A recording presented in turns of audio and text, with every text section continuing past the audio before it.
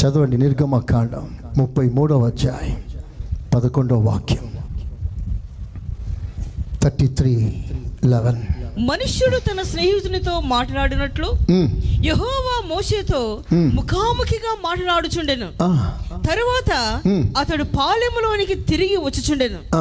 అతని పరిచారకుడును నూను కుమారుడైన యెహోషువయు అను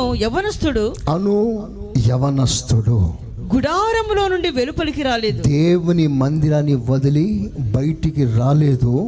అతడు దేవుని మందిరములో నాటబడ్డాడు. చవలు కొట్టండి. నీతిమంతులు దేవుని మందిరంలో నాటబడతారు. ఇప్పుడు నా మాట మందిరం అనగా అక్షరానుసారమైన ఇక్కడ ఉన్న ఈ చర్చను గురించి మాట్లాడట్లేదు. మందిరం అనగా నీవే ఆ దేవుని మందిరం. అందరూ ఆమేనండి. నువ్వు ఎక్కడ నిలబడ్డా నువ్వు మందిరంలో ఉన్నట్టే. మోషే అరణ్యంలో వెళ్తూ నీ సన్నిధి నాకు కావాలి అంటాడు.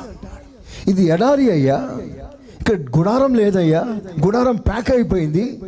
నువ్వు ఎడారిలో అరణ్యంలో నీ సన్నిధి అంటావేంటి? ఆయన అంటాడు, అది ఎడారి అయినా, అది ఏకాంతమైనా, అది అరణ్యమైనా నీ సన్నిధి ఎల్లప్పుడూ నాకు కావాలి. అందరూ ఆమేనండి గట్టిగా. భక్తుడైన ఏలియా అంటాడు, నడి రోడ్లో నిలబడి అంటాడు, నేను ఎవని సన్నిధిలో నిలబడి ఉన్నానో, చర్చిలో అనలేదా మాట, సమాజ మందిరంలో నిలబడి అనలేదా మాట, చౌరస్తాలో బయట నడి రోడ్లో నేను ఎవని సన్నిధిలో నిలబడి ఉన్నానో అంటే ఏలియా ఎక్కడున్నా అక్కడ దేవుని సన్నిధిలో కలిగి ఉన్నాడు. ఆమేన్. అది వదలకూడదు అంటున్నారు దేవుడు. ఇప్పుడు అది వదలకూడదు. దేవుని మందిరంలో నాటబడిపోవాలి. అలా నాటబడిన మరో భక్తుని పేరు జాషువా. అతని గురించి వాక్యం సెలవిస్తుంది, యంగ్ మ్యాన్, యవనస్తుడైన యెహోషువ. అందరూ ఆ మాట చెప్పండి గట్టిగా. మళ్ళీ చెప్పండి ఆ మాట గట్టిగా. ముసలోడైతే పర్వాలే, యవనస్తుడు కాలు నిలకడగా ఉంటుందా? కూర్చునే కొద్దిసేపు కూడా ప్రశాంతంగా కూర్చోలేని వయసు అది. మాటి మాటికి టైములు చూస్తున్న వయసు అది. బయట నుండి ఎన్నో పిలుపులు అందుకుంటున్న వయసు. లోకంలో సరదాగా దర్జాగా లోక సంబంధిగా జీవించాలన్న రేపుతున్న వయసు. ఆ వయసులో యెహోషువ లోకములో వెళ్ళక, లోక కార్యక్రమాల్లో మునిగిపోక, యవనస్తులైన యెహోషువ దేవుని మందిరములో నాటబడ్డాడు. Praise the lord. ఎన్ని రోజులు దేవుని మందిరం అలాగే ఉండిపోయాడు. ఎన్ని రోజులు ఉండిపోయాడని లెక్కేస్తే మోషే కొండ మీద 40 రాత్రులు 40 పగలు ఉన్నాడే. దేవుని సన్నిధిలో మోషే 40 days ఉంటే ఆ 40 రోజులు యెహోషువ గుడారాన్ని విడిచి బయటికి రాలేదు.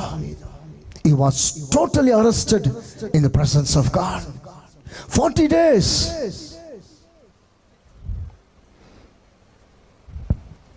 ఒకవేళ మీరు అనుకుంటారేమో, మేము 3 గంటలు ఉండడమే కష్టం కదా, 4 గంటలు అయితే ఇబ్బంది కదా, 40 రోజులు ఏకదాటిగా దేవుని సన్నిధిని వదిలిపెట్టక బయటికి రాక ఎలా ఉండగలిగాడు?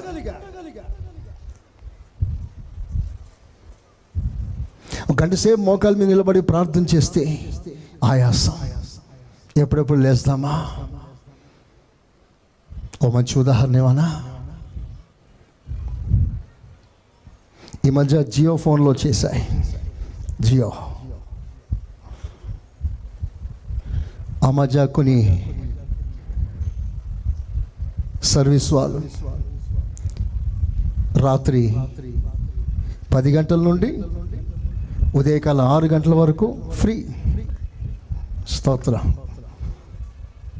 ఎంతసేపైనా మాట్లాడుకోవచ్చు.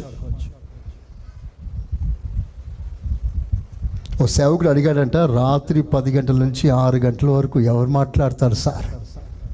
అంతసేపు మాట్లాడే పని ఎవరికి ఉంది?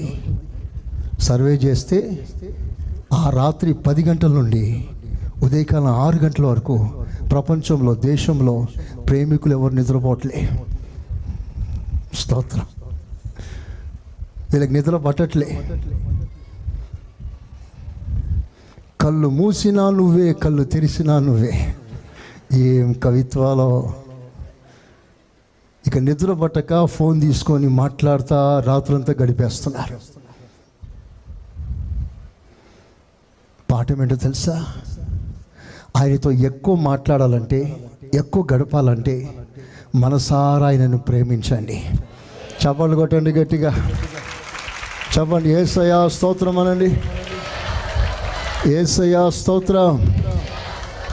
ఎక్కువసేపు మాట్లాడాలనిపించాలంటే ఎక్కువ ప్రేమ ఉండాలి. ఆమేన్. ఎంత తక్కువ ప్రేమ ఉంటుందో అంత తక్కువ నువ్వు మాట్లాడతావు. ఎవరి మీద విసుగుంటే ఆ విసుగు ఉన్న ఆ వ్యక్తిని ముందుకు వస్తే ఒక్క నిమిషం మాట్లాడటానికి ఇంట్రెస్ట్ ఉండదు. ఎప్పుడు పోతాడా అని ఎదురు చూస్తా. కానీ మనల్ని ప్రేమించేవారు, మనం ప్రేమించేవారు మన ఎదురుగా వచ్చినప్పుడు వాళ్ళు పోతానన్నా పోనివ్వం. ప్రేమ బంధిస్తుంది.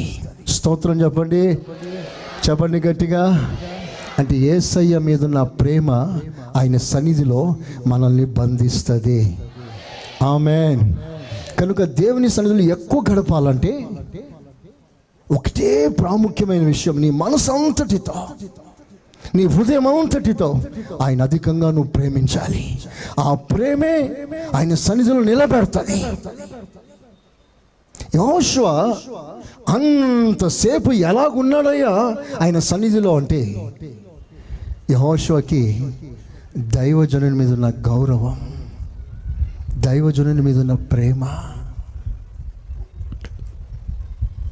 దైవజనుని దర్శనమే తన దర్శనంగా భావించాడు. మా పాస్టర్ గారు పైన దేవుని సన్నిధిలో ఉన్నాడు. అక్కడ దేవుడు చక్కగా మాట్లాడాలి, అక్కడ దేవుడు వాడుకోవాలి, అక్కడ అనేక విషయాలు బయలుపరచాలి అని మోషే దేవుని సన్నిధిలో ఉన్నంతసేపు యెహోషువ మోషే కొరకు గుడారంలో నిలిచిపోయాడు. స్తోత్రం చెప్తారా గట్టిగా? నిజంగా సంఘంలో అలాంటి వారు కొందరున్నా, నేను ప్రపంచంలో ఏ ప్రాంతంలో అడుగుపెట్టినా మీ ప్రార్థన ద్వారా నేను అక్కడ బలంగా వాడబడతాను. స్తోత్రం, హల్లెలూయా. మొన్నటి రోజున చాలా బలహీనంగా ఉన్నాను. ఇక్కడ నిలబడి మాట్లాడడం స్టార్ట్ చేస్తే 2 గంటలు ఈజీగా మాట్లాడేసా. ఈరోజు నా కోరిక ఏంటో తెలుసా? మీరందరూ నా కొరకు చేతులు పైకెత్తగలిగితే, ఇప్పుడు కాదు, ప్రార్థనలో నన్ను ప్రార్థనలో ఎత్తి పట్టగలిగితే, నేను వెళ్ళే ప్రతి చోట దేవుని మహిమ ప్రజలు చూడాలి. సంఘాలను అంతటా నేను స్థిరపరచాలి, సేవకులను స్థిరపరచాలి. నేను వెళ్ళే ప్రతి చోట ప్రజలకు నేను దీవెనకరంగా మారాలి. ఒక యెహోషువలా మోషే కొరకు గుడారం బయటికి రాకుండా ఉన్నట్లుగా నేను సభలకు వెళ్ళినప్పుడు మా కొరకు ప్రార్థన చేసే ఒక సమూహం క్రమక్రమంగా పెరగాలని కోరుకుంటున్నారు. చేస్తున్నారు, ప్రార్థన చేస్తున్నారు, లేదని కాదు. ఆ బృందం ఇంకా పెరగాలి. ప్రైజ్ ది లార్డ్, హల్లెలూయా. దైవ సేవకుని మీద ఉన్న భారం అది.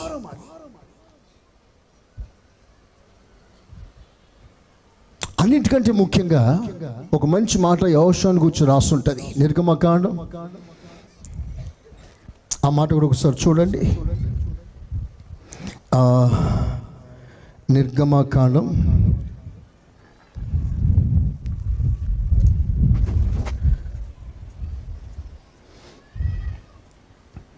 ముందు యెహోషువ చదువుదామా? యెహోషువ 11వ అధ్యాయం 15వ వాక్యం. యెహోవా తన సేవకుడైన మోషేకు ఆజ్ఞాపించినట్లు మోషే యెహోవాకు ఆజ్ఞాపించెను. మోషే యెహోషువకు ఆజ్ఞాపించాడు. యెహోషువ అలాగే చేసెను. యెహోషువ అలాగే చేసెను. అందరూ చేతులెత్తి స్తోత్రం చెప్పండి గట్టిగా. చూడండి, యెహోషువ యొక్క అద్భుతమైన క్యారెక్టర్. ఒక వ్యక్తి దేవుని సన్నిధిలో ఎప్పుడు నాటబడతాడు? ఒక నీతిమంతుని క్వాలిటీస్ ఏమిటి? నీవైనా నేనైనా ప్రభు సన్నిధిలో నాటబడాలంటే మరో క్యారెక్టర్, మరో స్వభావం ఏమిటంటే, దేవుడు మోషేతో చెప్పిన పనులన్నీ కూడా మోషే యెహోషువకు అప్పగిస్తాడట. అప్పుడు యెహోషువ మోషే ఇచ్చిన ప్రతి పని తూచా తప్పకుండా, ఒక్కటి మిగిలిపోకుండా అన్నీ నెరవేరుస్తాడు. చవలు కొట్టండి గట్టిగా. ఆ మాట కూడా చదవండి ఒకసారి, కంటిన్యూ చేయండి, ఫుల్ చేయండి. యెహోవా మోషేకు ఆజ్ఞాపించిన వాటన్నిటిలో ఒకటయు అతడు చేయక విడవలేదు. ఒక్కటి కూడా చేయకుండా మానలేదు. దేవుడు మోషేతో మాట్లాడితే నాకేంటి అనలే, దేవుడు నాతో మాట్లాడితే నేను చేస్తానులే అనలే. ఇది అందరికీ ఒక అద్భుతమైన మాట. దైవ సేవకుడు ఏదైనా ప్రకటించాడా, అది సాక్షాత్తు దేవుడే ప్రకటించినట్లుగా. అందరూ ఆమేనన్నారా? ఆది అపోస్తుల కాలంలో అలాంటి సంఘం కల్లారా చూసాం. సేవకుడు బలహీనంగా ఉన్నా ఆ సేవకుడు మాట్లాడుతున్నప్పుడు ఒక సేవకుడు మనుషుడు మాట్లాడినట్లుగా ఆ మాటలు రిసీవ్ చేసుకోలేదు. సాక్షాత్ దేవుడు మాట్లాడుతున్నట్లుగా సంఘం సేవకుని అంగీకరించిందంట. నేను ఎప్పుడు చెప్పే మాట, మా దర్శనం మీ దర్శనంగా మారాలి. అందరూ చేతులెత్తి ఆమేనండి. మా దర్శనం మాకు మేమే కలిగించుకునేది కాదు, దేవుడు మాకిచ్చిన దర్శనం. ఆ భారం ఇవన్నీ మీరు కూడా కలిగి ఉండాలని ప్రభు పేరట మనవి చేస్తున్నాను. హల్లెలూయా, హల్లెలూయా. యెహోషువ మోషే చెప్పిన ప్రతి మాట తూచా తప్పకుండా చేస్తాడు. మ్యాన్ ఆఫ్ ఒబీడియన్స్, విధేయత గలవాడు, పర్ఫెక్ట్ ఒబీడియన్స్. ఒక్కటి కూడా నిర్లక్ష్యం చేయడం. అన్ని చేశానుగా, ఇది ఒకటి చేయకపోతే ఏంటిలే అనుకోవడం. ప్రతి పని అలాంటి వారు దేవుని సన్నిధిలో నాటబడతారు. ఆమేన్. అలాంటి వారే శోధన కాలమున ప్రభు కొరకు నిలువగలరు. లింక్ చూడండి, అక్కడ లింక్. దైవ సేవకుని మాట దేవుని మాటగా అంగీకరించాలి. అలా అంగీకరించి ప్రతి మాట లోబడాలి, ఎక్కడ నిర్లక్ష్యం చేయకూడదు. అప్పుడు నువ్వు నాటబడతావు. అప్పుడు కష్టకాలమున నిన్ను పెళ్ళగించే ప్రభావం, దుష్ట ప్రభావం ఏది కూడా నీకు వ్యతిరేకంగా లేవటానికి వీలు లేదు. నువ్వు ప్రభులో స్థిరంగా ఉంటావు. ఆమేన్. యెహోషువలో దేవుడు ఒక అద్భుతమైన విషయాన్ని గుర్తించాడు. దేవుడే సాక్ష్యం ఇస్తాడు. నిర్గమకాండం 17వ అధ్యాయం 14వ వాక్యం. 17:14. అప్పుడు యెహోవా మోషేతో ఇట్లా, నేను అమాలేకుల పేరు ఆకాశం క్రింద ఉండకుండా బొత్తిగా తుడిచివేస్తాను గనుక జ్ఞాపకార్థముగా గ్రంథములో దీన్ని రాసి యెహోషువకు వినిపించుము. యెహోషువకు చెప్పు ఈ విషయాలు. దేవుడు అంటున్నాడండి, నేను ఏ విషయాలు చెప్పాను అన్ని రాసే బుక్కులా.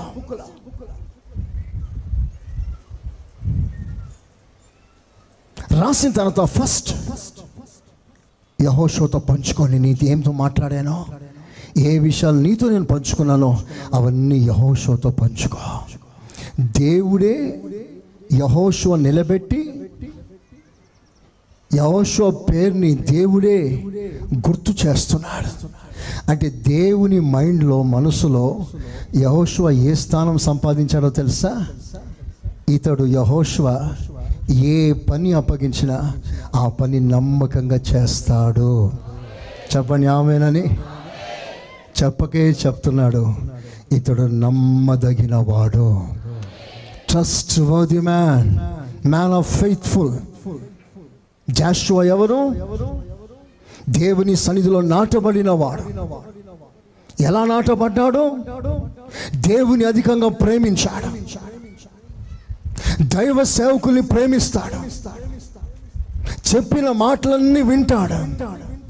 ప్రతి మాటకి నమ్మకంగా ఉంటాడు. అందరూ ఆమేనని గట్టిగా చెప్పండి, గట్టిగా. దేవుడే నమ్మాడండి యెహోషువని. దేవుడే నమ్మాడు. ఆయన చెప్తే చాలే, ఆయన చేసుకుంటాడులే. పౌలు అంటాడు, దేవుడు నన్ను నమ్మి ఈ సేవనిచ్చాడు. మనం దేవుని నమ్మడం గొప్ప విషయం కాదు, దేవుడు మనల్ని నమ్మాలి. అందరూ ఆమేనన్నారా? మనం అందరం దేవుని నమ్ముతాం. దేవుడు చేస్తాడు, తప్పకుండా చేస్తాడు. ప్రభుకో పని ఇచ్చాను, చేస్తాడు. ప్రభుకో మాట చెప్పాను, చేస్తాడు. పలానా కార్యం కావాలని అడిగాను, చేస్తాడు. ఆయన చేస్తాడు అని ఆయన నమ్మావు. కానీ ఆయన నీకేమైనా పని చెప్తే నువ్వు చేస్తావా? ప్రభు నిన్ను నమ్మగలుగుతున్నాడా?